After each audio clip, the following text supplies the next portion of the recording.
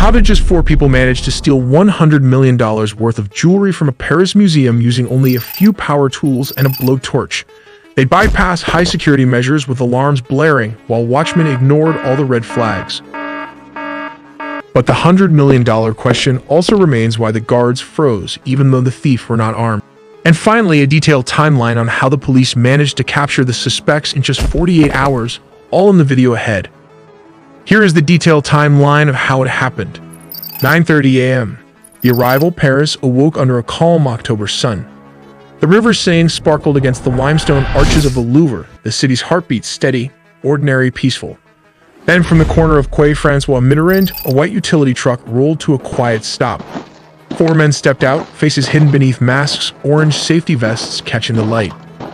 They looked like construction workers, the kind Parisians passed every day without a second glance. But inside that truck was no toolbox for repair. It carried electric ladders, grinders, and a plan timed down to the second. The men exchanged curt nods. No words were needed. The show was about to begin. Moving to 9:32 a.m. Scaling the gallery, the hum of an electric ladder broke the morning silence, rising toward a balcony on the Galerie d'Apollon, home to France's crown jewels. From the truck below, one man kept watch, scanning the street for anything unusual. Another steadied the equipment, his eyes flicking between his watch and the Louvre's security gate. Above, the other 2 reached the balcony, the city sprawling beneath them. They carried tool bags packed with power drills and a single blowtorch that glinted in the early light. Every movement was calm, practiced, the precision of men who had done this before.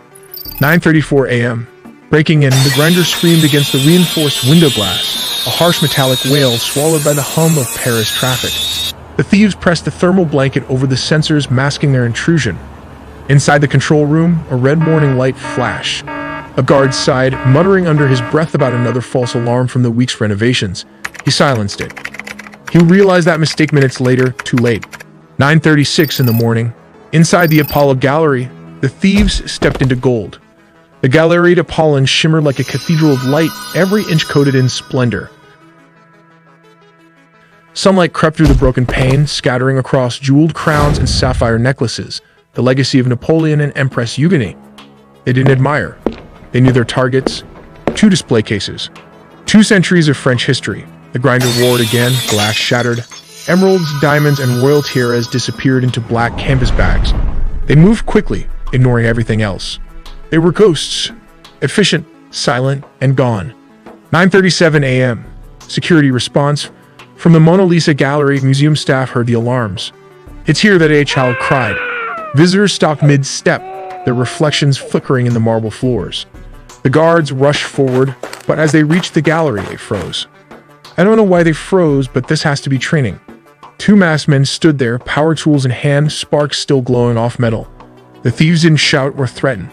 They simply turned, steady, fearless, and vanished back through the same window they carved open. Now let's look at the escape plan. At around 9:38, the 2 men slid down the ladder to meet their accomplices. Their boots hit the pavement. The truck doors slammed shut. Seconds later, the thieves roared off on 2 high-powered scooters, engines echoing across the Seine. Something clattered to the ground. Empress Eugenie's crown.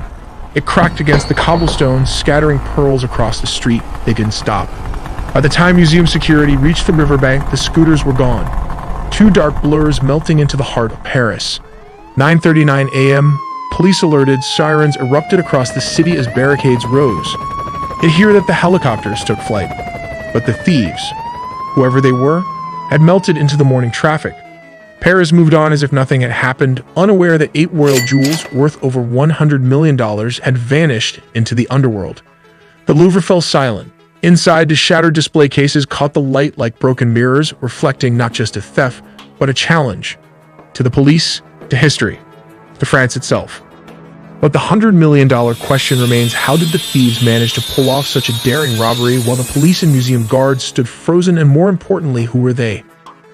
The police and Louvre security guards reportedly froze during the confrontation with the thieves, not out of cowardice, but because of a mix of shock, strict safety protocol, and the sheer intensity of the situation they faced.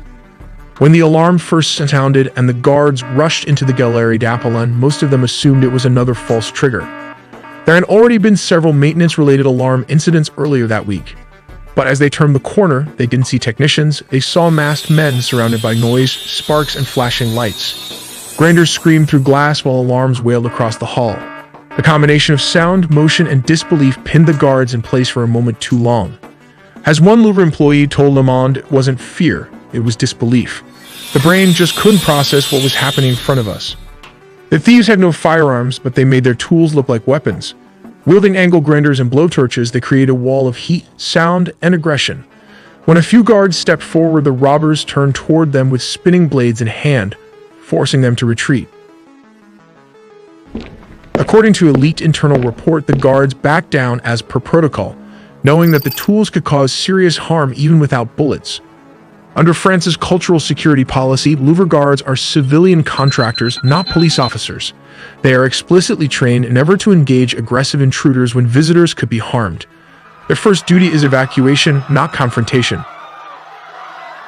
So even though some guards were only meters away from the thieves, they had to hold their ground and protect the public until specialist police arrived. The thieves also exploited perfect timing. They struck just as the museum opened, when the nearby Mona Lisa gallery was filling with hundreds of morning visitors. The hallways were crowded, sound bounced off the marble, and radio communication lagged. For several critical minutes, staff didn't even realize that the breach had occurred in the Apollo gallery. By the time they did, the thieves were gone, swallowed by the noise, confusion, and chaos they had so carefully engineered. As you watch this, data brokers may be collecting and selling your personal information, your home address, phone number, online searches, and even financial. How were they caught after all of this? Police believe the thieves were supported by at least one external accomplice, possibly an insider familiar with the Louvre's morning routines or alarm systems. Paris prosecutor Laure Becquille confirmed that this possibility remains completely open as investigators continue to study the timing and coordination of the break-in. DNA traces were recovered from a glove, helmet, and yellow safety vest left behind, which are currently being analyzed against European criminal databases. Early results suggest possible links to organized European jewel theft networks, with investigators drawing comparisons to the notorious Pink Panther gang, known for similar high-speed, non-violent heists across Europe. On October 25, 2025, after forensic investigators traced DNA at the crime scene, something surprisingly careless for such a high-profile heist, the search narrowed to the suspect's known hangouts in Seine Saint-Denis. Local police joined forces with the specialized anti-gang brigade, monitoring each movement and waiting for the right moment to strike. It's striking how even the most ambitious criminals leave behind traces, their human errors proving costly in the end. As the sun set on October 25th, the tension was almost tangible. Around 10:00 p.m., police zeroed in on their target. One suspect, clutching his passport, walked briskly through the brightly lit corridors of Charles de Gaulle Airport. Beneath his calm facade, he was desperate to escape, believing that a flight to Algeria would mean freedom. In a silent and focused operation, they caught up with him right at the gate. He was arrested before he could disappear across the border, quietly yielding to the officers. Meanwhile, at around 10:30 p.m. in the night, in a quiet neighborhood north of Paris, another police team gathered outside a modest apartment. Their hearts raced, knowing how little margin for error this raid allowed. Earlier, painstaking analysis had matched fingerprints, DNA, and surveillance images to their target. Once the signal came, officers swept inside and arrested the second suspect. Every motion was executed with discipline, their years of training evident in how smoothly it played out. From 10:30 p.m. until midnight, the suspects were processed and interrogated. Investigators cataloged every scrap of evidence, from DNA fragments to discarded tools and jewelry fragments. Under the cold fluorescent lights of the interview rooms, every detail mattered. For many seasoned observers, these men seemed more like foot soldiers than masterminds, likely just pawns in a much broader scheme. The case is far from closed. Investigators are convinced that the real architects, perhaps those who orchestrated the robbery and planned the escape routes, are still at large.